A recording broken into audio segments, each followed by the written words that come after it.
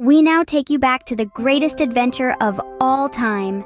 Well, let's journey back, way back, to a time when the world was a vast, uncharted wilderness, full of mystery and wonder. Picture this, a group of people, strong and brave, venturing into the unknown. Their journey wasn't easy. There were towering mountains to climb, wide rivers to cross, and vast deserts to trek. But these were no ordinary people. They were on a mission, guided by the strongest power of all, faith. They had left their homes, their comforts, all in pursuit of a divine promise. A promise of a land flowing with milk and honey, a place they could call home. Every step they took, every challenge they overcame brought them closer to this promise. And at the heart of their adventure was a set of special rules, known as the 10 Commandments. The very first rule was, "You shall have no other gods before me." This might sound a bit complex, but it's actually pretty straightforward. It's all about loyalty and faith. Think about it like this. Let's say you have a best friend, and you're both super tight. You share secrets, play games together, and you're always there for each other. Now, how would you feel if your best friend suddenly started hanging out with someone else more than you?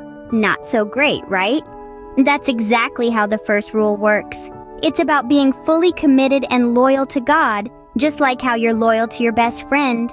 It means not putting anything or anyone else first, whether it's toys, video games, or even other people.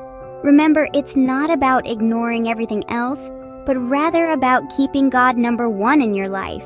So the first rule was about loyalty and faith. The second rule was, "You shall not make for yourself a carved image." This commandment might sound a bit tricky at first, but let's break it down. It's all about respect and reverence. You see, in the olden times, people used to carve images and statues of things they thought were powerful or important. Sometimes, they even worshipped these statues as if they were gods themselves. But this commandment reminds us that there is only one God, and it's important not to confuse the creation with the Creator. It's like when you have a photo of someone you love. You cherish the photo because it reminds you of them, but you know the photo isn't the person.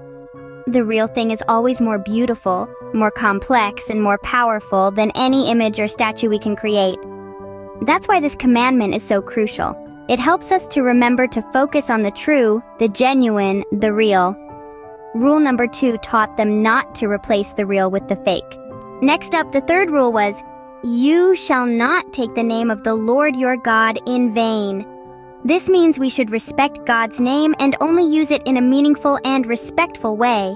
Imagine if someone took your name and used it in a careless or disrespectful manner. You wouldn't like it, right? Well, it's the same for God. His name is special and should be treated with great respect. It's also about the words we choose and how we use them. It's not just about God's name, but about all our words. We should be careful with our language and try to speak kindly and respectfully at all times.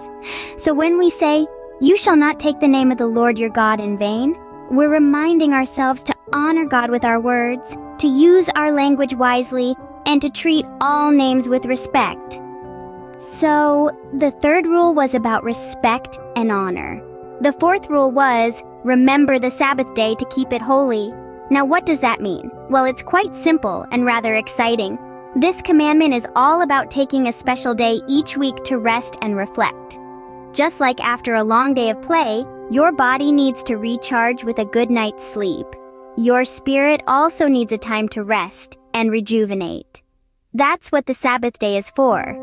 It's a day to pause from our usual work and activities and spend some quality time with family, connect with our inner selves, and remember all the wonderful things in life that we're grateful for. It's like a weekly holiday, a day to relax, to enjoy, and to reflect on the blessings we have. It's a day to be still and listen, to learn and grow. So rule number 4 was about taking time to rest and remember. The fifth rule was, honor your father and your mother. This is more than just a rule. It's a lesson in love and respect. It's about understanding the sacrifices our parents make for us and showing them gratitude for all they do. It's about listening to their wisdom, because they've journeyed through life before us and have gathered valuable lessons along the way. Honor is not just about obedience, but also about love, respect, and kindness. It's about helping out at home, speaking kindly, and showing them that we value their guidance. It's about spending time with them because time is the most precious gift we can give. It's also about forgiveness because nobody is perfect. We must remember to forgive, just as we hope to be forgiven when we make mistakes. Remember, honoring your parents is a way to honor God, as they are His representatives in our lives. Rule number 5 taught them the importance of family and respect. The final 5 rules were just as important. As our adventure continues, we journey to the next commandment, which tells us not to hurt others. Thou shalt not kill. This doesn't just mean physically. It also means we shouldn't hurt others with our words or actions. It's all about kindness and respect. Moving on, we come across the 7th commandment. Thou shalt not commit adultery. This one may seem a bit grown up, but it's essentially about keeping promises. When people get married, they make a promise to each other. Breaking that promise is not okay, just like breaking any other promise. The 8th commandment is up next. Thou shalt not steal. This one is pretty straightforward. It's not right to take something that doesn't belong to you. Imagine if someone took away your favorite toy without asking. That wouldn't feel good, would it? Commandment number 9. Thou shalt not bear false witness against thy neighbor. In simpler terms, don't tell lies about others. It's not nice to spread rumors or tell stories that aren't true. Honesty is always the best policy. Finally, we reach the last commandment. Thou shalt not covet. This means we shouldn't be jealous of what others have. Maybe your friend has a bigger toy collection, or your cousin has a cool treehouse. It's okay to admire these things, but it's important to be happy with what we have too. Each of these commandments teaches us how to live in harmony with each other. They guide us on how to respect others, be honest, and be content with what we have. Remember, it's not just about following the rules because they are rules, but understanding the love and respect behind them. Because when we care for others, we create a world that's a little bit brighter and a lot more fun. These final rules taught them the importance of respect, honesty, and being content with what they have. These 10 commandments were not just rules, but lessons for life. Let's take a moment to reflect on the journey we've been on. We started with the first commandment, no other gods. This wasn't just about our faith, but about loyalty and commitment. It's about being dedicated and not letting anything else take the top spot in our hearts and lives. Next up was no idols. This isn't just about golden statues, but about the things we may put before our relationships and responsibilities. It teaches us not to let our hobbies, gadgets, or even our jobs become more important than what truly matters. Then came respect God's name.